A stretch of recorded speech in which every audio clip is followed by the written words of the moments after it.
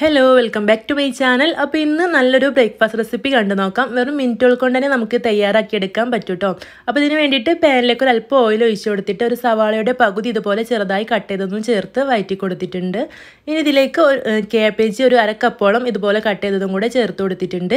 ഇതിലേക്ക് നമുക്ക് ഇഷ്ടമുള്ള വെജിറ്റബിൾസ് ഒക്കെ ചേർത്ത് കൊടുക്കാം. അപ്പോൾ വെജിറ്റബിൾസ് ഒക്കെ ഇഷ്ടമില്ലാത്ത കുട്ടികൾക്ക് ഇതുപോലെ തയ്യാറാക്കി കൊടുക്കുകയാണെങ്കിൽ അവർ നല്ല ഇഷ്ടത്തോടെ തന്നെ കഴിച്ചോളൂ ട്ടോ. ഇനി ഞാൻ ഇതിലേക്ക് കുറച്ച് ക്യാരറ്റ് ഇതുപോലെ നീളത്തിൽ കട്ട് ചെയ്തതും ഒരു ചെറിയ തക്കാളിയുടെ പകുതി ഇതുപോലെ കട്ട് ചെയ്തതും കൂടെ ചേർത്ത് കൊടുത്തിട്ടുണ്ട്. തക്കാളി ഒരുപാട് ചേർത്ത് കൊടുക്കരുത് കേട്ടോ, ഇതുപോലെ കുറച്ച് മാത്രം ചേർത്ത് കൊടുത്താൽ മതി. എന്നിട്ട് ഇതിൻ്റെ റോസ്മെല്ലൊക്കെ ഒന്ന് മാറുന്നവരെ ഒന്ന് വഴറ്റി കൊടുക്കുക. ഇനി ഇതിലേക്ക് നമുക്ക് ആവശ്യത്തിനുള്ള ഉപ്പ് ചേർത്ത് കൊടുക്കാം. 1/2 ടീസ്പൂൺ കുരുമുളക് പൊടിയും ചേർത്ത് കൊടുക്കാം. ഇതിലേക്ക് നിങ്ങൾക്ക് താല്പര്യം ഉണ്ടെങ്കിൽ മാത്രം കുറച്ച് മുളക് പൊടി കൂടെ ചേർത്ത് കൊടുക്കാം. ഞാനൊരു 1/4 ടീസ്പൂൺ മുളക് പൊടി കൂടെ ചേർത്ത് കൊടുത്തിട്ടുണ്ട്. എന്നിട്ട് നന്നായിട്ടൊന്ന് വഴറ്റിയെടുക്കാം. ഈ ഒരു പൊടികളുടെ പച്ചമണമൊക്കെ മാറുന്നവരെ നല്ലപോലെ ഒന്ന് വഴറ്റി കൊടുക്കുക.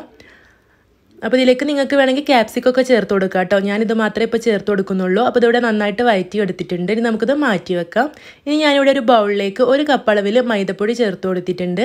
മൈദക്ക് പകരം നിങ്ങൾക്ക് ഗോതമ്പ് പൊടി ചേർത്തിട്ടും ഇത് തയ്യാറാക്കിയെടുക്കുക. അപ്പോൾ ഒന്നുകൂടെ ഹെൽത്തി ആയിരിക്കും.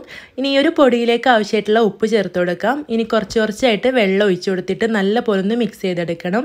അപ്പോൾ വെള്ളം ആദ്യം തന്നെ ഒരുപാട് ഒഴിച്ചു കൊടുക്കരുത്. അപ്പോൾ ഈ ഒരു കട്ടയൊക്കെ ഉടച്ചെടുക്കാനും നല്ല ബുദ്ധിമുട്ടായിരിക്കും. ഇതുപോലെ കുറച്ച് ഒഴിച്ചിട്ട് ഇളക്കിയെടുക്കുകയാണെങ്കിൽ പെട്ടെന്ന് തന്നെ ഇതൊന്ന് കട്ടയില്ലാതെ നമുക്ക് മിക്സ് ചെയ്തെടുക്കാൻ പറ്റും.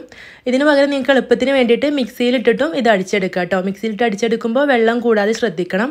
അപ്പോൾ ഇതുപോലെ ഞാൻ കട്ടകളൊന്നും ഇല്ലാതെ നന്നായിട്ട് തന്നെ മിക്സ് ചെയ്തെടുത്തിട്ടുണ്ട്.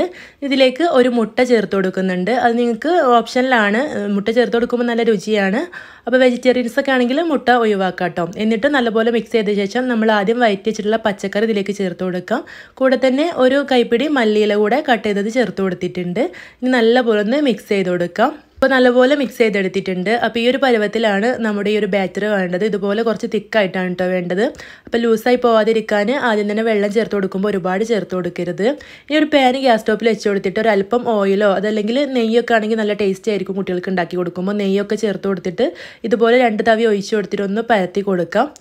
ഇനി നമുക്കിത് തിരിച്ചും മറിച്ചൊക്കെ ഇട്ടൊന്ന് വേവിച്ച് കൊടുക്കാം. അപ്പോൾ മുകൾ ഭാഗം ഇതുപോലെ ഡ്രൈ ആയി വരുന്ന സമയത്ത് തിരിച്ചിട്ട് കൊടുക്കാം. ഇതിലേക്ക് ഓയിലോ നെയ്യൊക്കെ അല്പം തൂവി കൊടുത്തിട്ട് നന്നായിട്ട് മൊരിപ്പിച്ചെടുക്കണം കേട്ടോ. അപ്പോഴാണ് നല്ല ടേസ്റ്റ് ഉണ്ടാവുക. അപ്പോൾ ഞാനിവിടെ തിരിച്ചും മറിച്ചൊക്കെ ഇട്ട് കൊടുത്തിട്ടൊന്ന് വേവിച്ചെടുക്കുന്നുണ്ട്. അപ്പോൾ വളരെ ഈസി ആയിട്ട് തയ്യാറാക്കി എടുക്കാൻ പറ്റിയൊരു ബ്രേക്ക്ഫാസ്റ്റ് റെസിപ്പിയാണ്. ബ്രേക്ക്ഫാസ്റ്റ് ആയിട്ട് മാത്രമല്ല, സ്കൂൾ വിട്ടിരുന്ന മക്കൾക്കും അതുപോലെ രാത്രി ചപ്പാത്തിയൊക്കെ കഴിക്കുന്നവർക്ക് അതിന് പകരമായിട്ട് ഡിന്നറായിട്ടൊക്കെ തയ്യാറാക്കി എടുക്കാൻ പറ്റും. കറിയൊന്നും വേണ്ടാതെ കഴിക്കാൻ പറ്റിയ നല്ല രുചിയുള്ള ഒരു അപ്പം തന്നെയാണിത്. അപ്പോൾ ഇതിവിടെ ഒന്ന് റെഡി ആയിട്ടുണ്ട്. ഇതുപോലെ ബാക്കിയുള്ളതെല്ലാം റെഡിയാക്കി എടുക്കാം. ഈ വീഡിയോ നിങ്ങൾക്ക് ഇഷ്ടമായിട്ടുണ്ടെങ്കിൽ മറക്കാതെ ലൈക്ക് ചെയ്യണം. ചാനൽ ആദ്യമായിട്ട് കാണുന്ന കൂട്ടുകാരുണ്ടെങ്കിൽ ഒന്ന് സബ്സ്ക്രൈബ് ചെയ്തിട്ട് സപ്പോർട്ട് ചെയ്യണം കേട്ടോ. ഇനി അടുത്ത നല്ലൊരു വീഡിയോ ആയിട്ട് വീണ്ടും കാണാം. താങ്ക്